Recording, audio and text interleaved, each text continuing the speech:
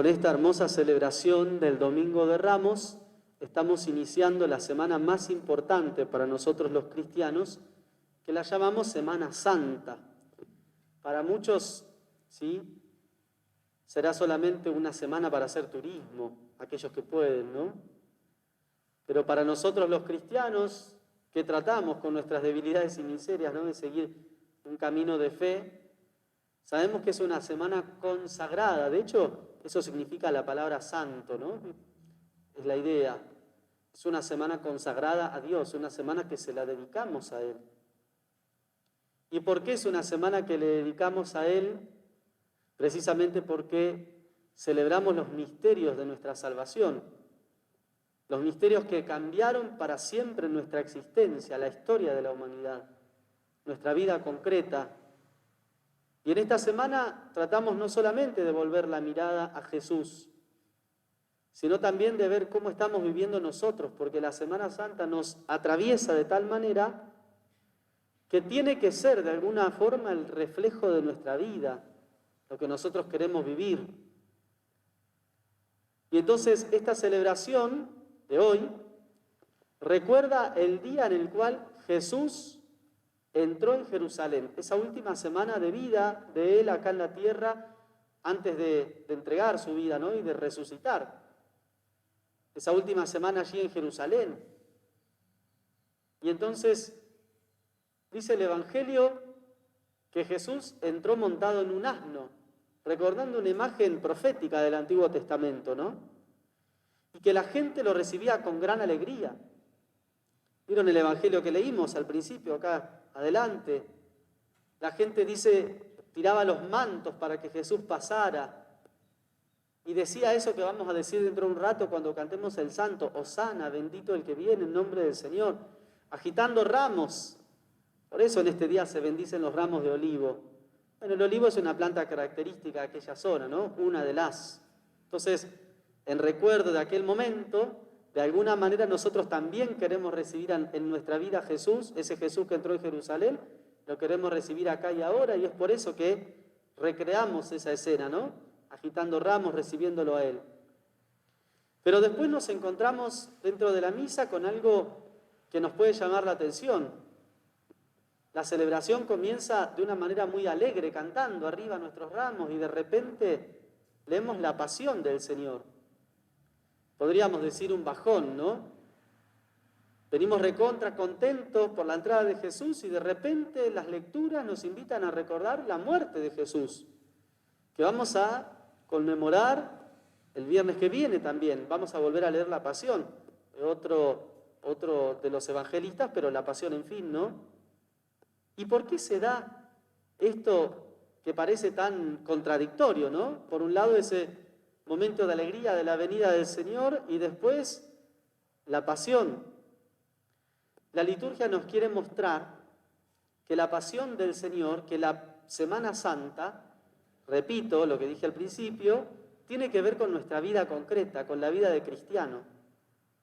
En la vida de nosotros no nos vamos a encontrar solamente, no tenemos solamente alegrías, gozos.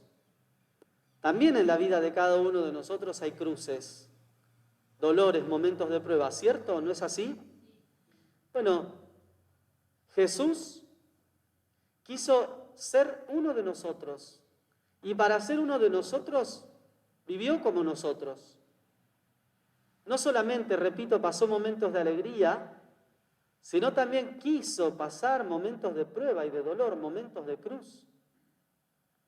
En esta semana y en el relato de la pasión encontramos, podríamos decir, un motivo para seguir adelante. Podemos encontrar una invitación a cargar con las cruces que cada uno de nosotros lleva en su vida, pero sabiendo que no la cargamos solos, sino que la cargamos con Jesús, porque Él mucho antes que nosotros ya había cargado con la cruz de nuestros pecados.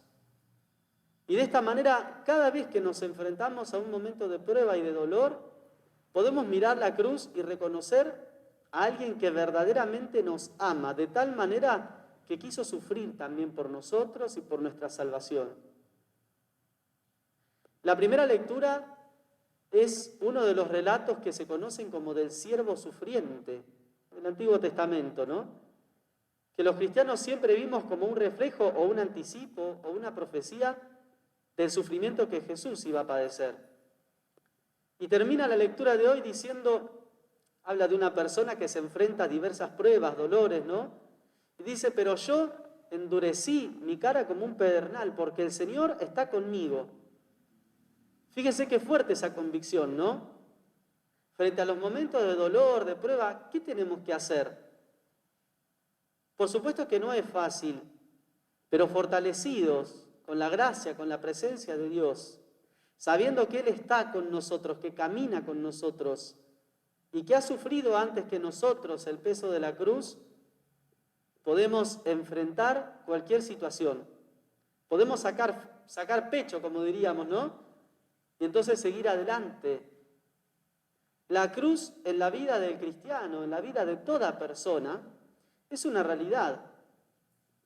Creo que no existe ninguna persona que nunca haya tenido un momento de prueba, un momento de dolor. Es algo que es propio de nuestra existencia. No es que Dios se levanta y nos manda una cruz, nos manda un dolor, nos manda... No. Es propio de nuestra existencia en este peregrinar que estamos realizando en el mundo, ¿no? En nuestra corta existencia, en nuestra vida. Y Jesús, ¿qué nos dice? Mírame a mí, mirá mi ejemplo, mirá que yo cargué la cruz sin despotricar, con miedo ciertamente, porque en Getsemaní, unas horas antes de ser entregado, ¿se acuerdan esa oración, no? Padre, si es posible que esto pase de largo, pero que no se haga mi voluntad, sino la tuya. Mostrando esa voluntad de Jesús que estaba completamente unida a la voluntad del Padre. Bueno, sí, con miedo y todo, pero así todo enfrentando ese momento de prueba y dolor. Ese es el ejemplo que nos da Jesús. Pero lo más grande que nos deja en esta celebración es la gracia de saber que no estamos solos, que no cargamos la cruz solos, sino que la cargamos con Él. Y también en la lectura de la Pasión encontramos muchos personajes, ¿vieron? Empezando por los sacerdotes que le decían al pueblo, miren, este es un mentiroso. Claro, porque esa es otra. Jesús entraba en Jerusalén, donde estaba el gobernador romano, que el emperador había mandado para que controlara al pueblo, ¿no? La gente se sentía esclava de alguna manera. Entonces dijeron, Jesús, el Mesías, el Salvador, entra a Jerusalén, nos va a liberar. ¿De qué? Y lo va a sacar a patada a Pilato, ¿no? Porque, bueno, así seamos libres de nuevo. Y claro, pasaron los días y veían que esto no pasaba. Y Jesús hablaba de amor, de perdón, de reconciliación, de paz. ¿Cómo puede ser? Y no tiene ejército, no tiene poder, nos mintió.